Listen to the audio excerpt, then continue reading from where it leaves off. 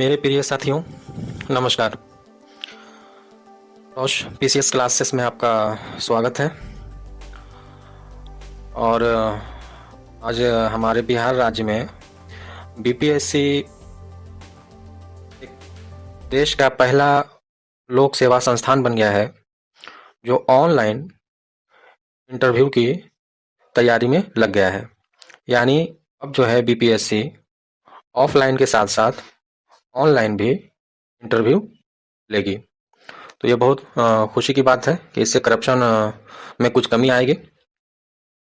और साथ में फ्रेंड्स, बिहार में सिटी मैनेजर की बहाली निकली है। उसके लिए योग्यता है एमबीए या फिर लोक प्रशासन में पोस्ट ग्रेजुएशन। तो ये था फ्रेंड्स बीपीएस से संबंधित कुछ अहम खबर। अब देख लेते हैं आज के कुछ ऐसे खबर जो सुर्खियों में थे। तो उसमें है वित्त आयोग, त्रिपुरा राज्य स्वामित्व योजना, BS6, अर्नब गोस्वामी, IIT दिल्ली, विश्व मलेरिया दिवस, वर्ल्ड गेम्स 2022, दक्षिणी चीन सागर और भारतीय रिजर्व बैंक। इसके बाद देखेंगे हम लोग बिहार से संबंधित करंट टॉपिक और अंत में चलते चलते आज का प्रश्न। तो शुरू करते हैं फ्रेंड्स। आज का जो पहला टॉपिक हमने चुना है वह है वित्त आयोग।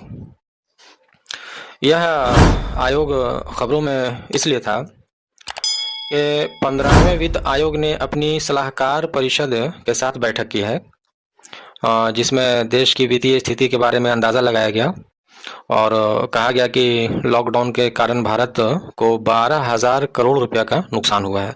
सोचिए कितनी हैवी अमाउंट है, 12,000 करोड़ रुपया। तो इसीलिए चर्चा में था। तो जान लेते हैं कुछ हम फिनांस कमीशन के बारे में। फ्रेंड्स, जैसा कि जानते हैं कि फिनांस कमीशन एक संवैधानिक संस्था है जिसका उल्लेख भारतीय संविधान के अनुच्छेद 280 और 281 में भी है।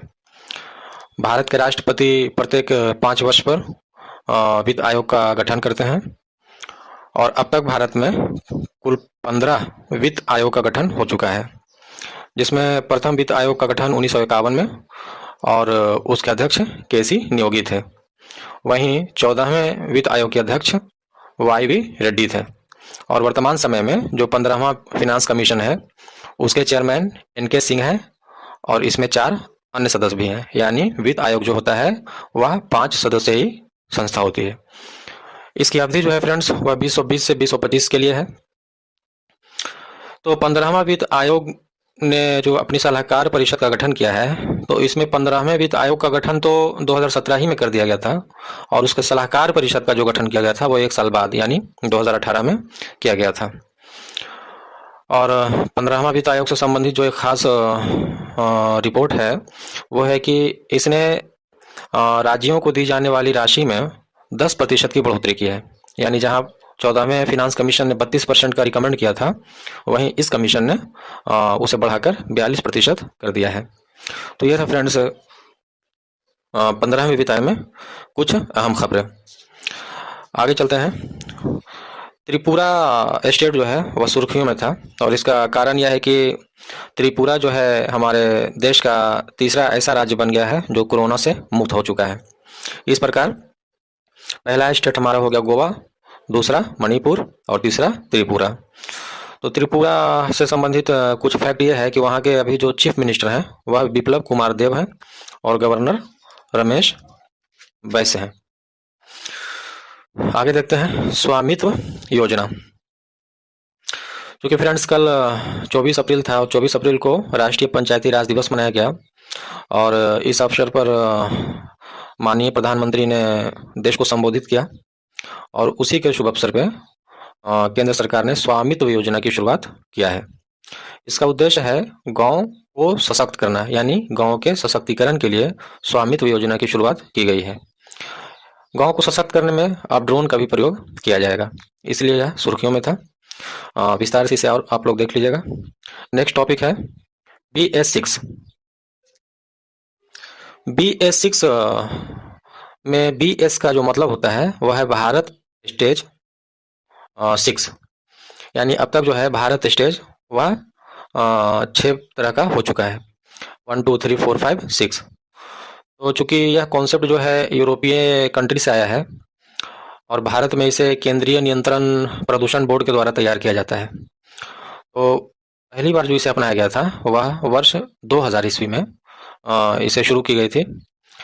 और इस स्टेज का जो संबंध है फ्रेंड वह है पॉल्यूशन से, यानी हमारे देश में जो इतनी पॉल्यूशन बढ़ रही है उसे कैसे रोका जाए। तो उसी में एक यह कोशिश है, एक प्रयास है भारत स्टेज 6। तो इसका जो रिलेशन है वो पॉल्यूटेड इंजन से संबंधित है, यानी इसमें ये कहा जाता है कि मोटर कार बनाने वाली जो कंपनी है अब भारत स्टेज 6 के तहत ऐसी कैपेसिटी वाली इंजन बनाएगी जो कम से कम प्रदूषण कर सके। और गवर्नमेंट का भी ये कोशिश रहेगा कि मोटर गाड़ियों के लिए जो वह तेल देती है उसमें पॉल्यूशन जो कण होते हैं, यानी पॉल्यूशन फैलाने वाले जो उसमें जहरीली गैसें होती है उसकी मात्रा कम से कम हो। यानी इसको ऐसे समझिए कि जहाँ बी भारत स्टेज 5 तो हुआ नहीं, 4 था पहले। भारत स्टेज 4 में 1 लीटर तेल में सल्फर की मात्रा, चाहे वह पेट्रोल हो या डीजल हो, 50 मिलीग्राम होती थी। यानी अगर 1 लीटर हम तेल भराते हैं तो उसमें 50 मिलीग्राम सल्फर की क्वांटिटी होती थी, ये BS4 के तहत। लेकिन चूंकि अब BS6 आ गया है, यानी 5 को जंप कर दिया गया है, यानी भारत में इतनी पॉल्यूशन बढ़ गई है कि गवर्नमेंट को BS5 जो पैमाना है उसे इग्नोर करना पड़ा और अब एक स्टेज आगे यानी BS6 में इंटर करना पड़ा। और इसके तहत जो कहा गया है कि अब जो तेल में, यानी वह पेट्रोल हो या डीजल हो, अगर 1 लीटर तेल होता है तो उसमें अब 10 मिलीग्राम सल्फर की मात्रा होगी। इससे फ्रेंड्स जो है पॉल्यूशन को कम करने में मदद मिलेगा। तो यही थी भारत स्टेज 6 के बारे में जानकारी। नेक्स्ट जो न्यूज़ है वह अर्नब गोस्वामी के बारे में। यह काफ़ी अभी फेमस मामला चल रहा है, चूँकि अर्नब गोस्वामी जो है वह रिपब्लिक टीवी के मुख्य संपादक हैं और इन पर FIR दर्ज किया गया है कांग्रेस पार्टी के द्वारा, क्योंकि इन्होंने पालघर मॉब लिंचिंग को लेकर के कांग्रेस के जो अंतरिम अध्यक्ष हैं सोनिया गांधी, उन पर जो है तल्ख टिप्पणी की थी। तो हम लोग दरअसल एग्ज़ाम के नज़रिए से अपना टॉपिक को तैयार करते हैं, तो यहाँ पर हम लोग को समझ लेना चाहिए कि मीडिया जो है वह हमारे लोकतंत्र का चौथा पिलर है, यानी चौथी स्तंभ है। और इसे बिल्कुल निष्पक्ष होकर के अपने चैनल पर टॉपिक को दिखाना चाहिए, लेकिन आजकल तो मीडिया का हाल बिल्कुल ही बुरा है। खैर एनीवे, हम लोग को उस पर ध्यान नहीं देना, अपने एग्जाम की तरफ ध्यान देना है। नेक्स्ट टॉपिक देखते हैं, IIT दिल्ली। IIT दिल्ली सुर्खियों में इसलिए था कि इसने अब तक का सबसे सस्ता कोरोना टेस्टिंग किट तैयार किया है और इसीलिए यह फेमस था न्यूज़ में। और तारीफ की बात यह है कि इस किट को ICMR ने अप्रूवल भी दे दिया है। ICMR के बारे में हम पिछले लेक्चर में बता चुके हैं, भारतीय आयुर्विज्ञान अनुसंधान संस्थान। इसको ICMR के बारे में देख लीजिएगा। IIT दिल्ली के बारे में देख लेते हैं। इसकी स्थापना 1961 में हुई थी और वर्तमान में जो इसके चेयरमैन हैं वह हैं प्रोफेसर भी रामागोपाल राव। नेक्स्ट टॉपिक है फ्रेंड्स, विश्व मलेरिया दिवस। क्योंकि आज 25 अप्रैल है और 25 अप्रैल को विश्व मलेरिया दिवस मनाया जाता है, तो इस पर देख लेते हैं कुछ हम जानकारी एग्ज़ाम के नज़रिए से। तो मलेरिया जो फैलाने वाली मच्छर है वह है एनोफिलीज मादा मच्छर, और इसकी खोज 1897 ईस्वी में ब्रिटिश डॉक्टर रोनाल्ड रॉस ने किया था। क्योंकि विश्व मलेरिया दिवस मनाने की शुरुआत जो है वह 2008 से की गई है यूनिसेफ के द्वारा, यानी United Nation Children's Emergency Fund के द्वारा किया गया है। तो यूनिसेफ में अभी कुल 190 मेंबर हैं और इसका हेडक्वार्टर न्यूयॉर्क में है, जिसके अभी जो हेड है वह है हेनरिटा H4। तो ये था विश्व मलेरिया दिवस के बारे में कुछ अहम जानकारी। नेक्स्ट टॉपिक देखते हैं, वर्ल्ड गेम्स 2022। जैसा कि फ्रेंड वर्ल्ड गेम्स जो था वह जुलाई 2021 में होने वाला था, लेकिन अब यह 2022 में आयोजित किया जाएगा। इसका 11वां संस्करण होगा जो कहाँ होगा, बर्मिंघम में। तो इसीलिए इस गेम्स का लोगो और टाइटल का अनावरण किया गया है यूनाइटेड स्टेट ऑफ अमेरिका में। तो यही इतनी जानकारी थी वर्ल्ड गेम्स के बारे में।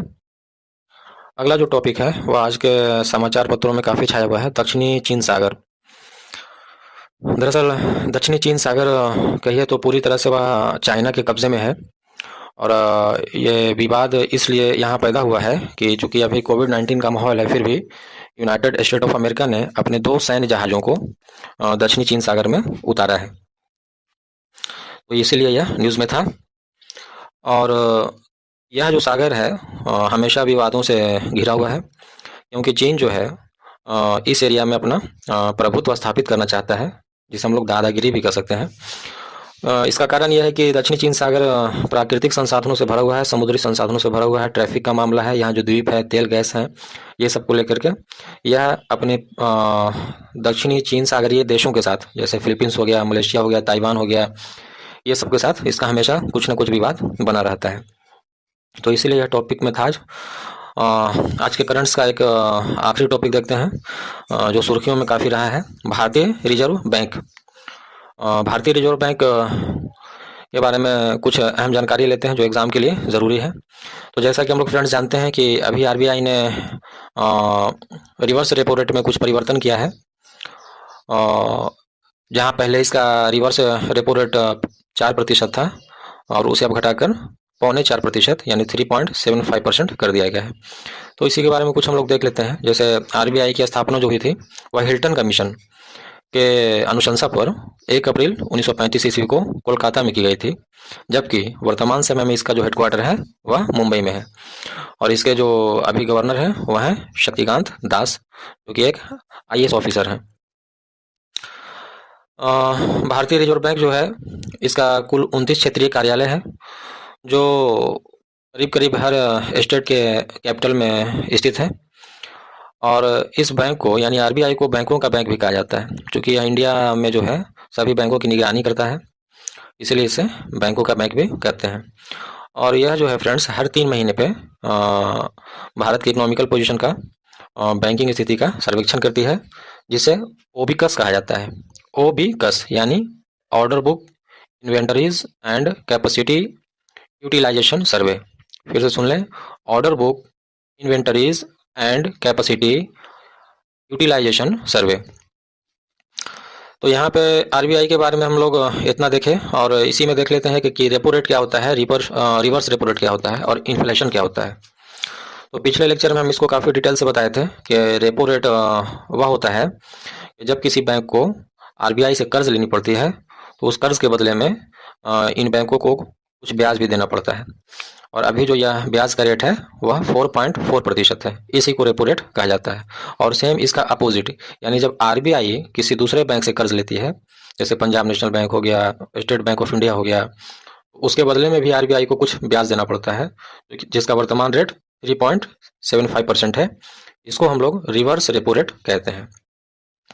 और इन्फ्लेशन, चूंकि रेपो रेट और रिवर्स रेपो रेट के दर में परिवर्तन करने का जो मुख्य मकसद होता है वह देश में इन्फ्लेशन को कंट्रोल करना, यानी मुद्रास्फीति को नियंत्रित करना होता है। मुद्रास्फीति का मतलब क्या होगा कि मुद्रा का मूल्य गिर जाना और वस्तु की कीमत बढ़ जाना, यानी जब वस्तु मार्केट में कम है तो उसका कीमत बढ़ेगा और जब ज़्यादा है तो उसकी कीमत घटेगा। तो इसी को हम लोग इन्फ्लेशन कहते हैं। तो ये था फ्रेंड्स आज का करंट टॉपिक। अब हम लोग देखते हैं बिहार से संबंधित।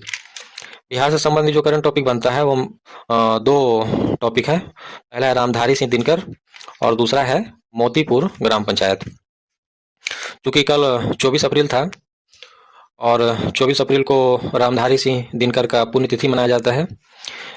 इनके बारे में कुछ जानकारी ले लेते हैं। इनका जन्म 1908 ईस्वी में सिमरिया गांव बेगूसराय में हुआ था। इन्हें 1959 में पद्म विभूषण डॉक्टर राजेंद्र प्रसाद ने दिया था, जो भारत के प्रथम राष्ट्रपति थे। और साहित्य अकादमी पुरस्कार इन्हें दिया गया था और 1972 में ज्ञानपीठ पुरस्कार से भी इन्हें नवाजा गया था। इन्होंने उर्वशी, संस्कृति के 4 अध्याय जैसे किताबों की रचना की थी। तो यह था फ्रेंड्स रामधारी सिंह दिनकर के बारे में।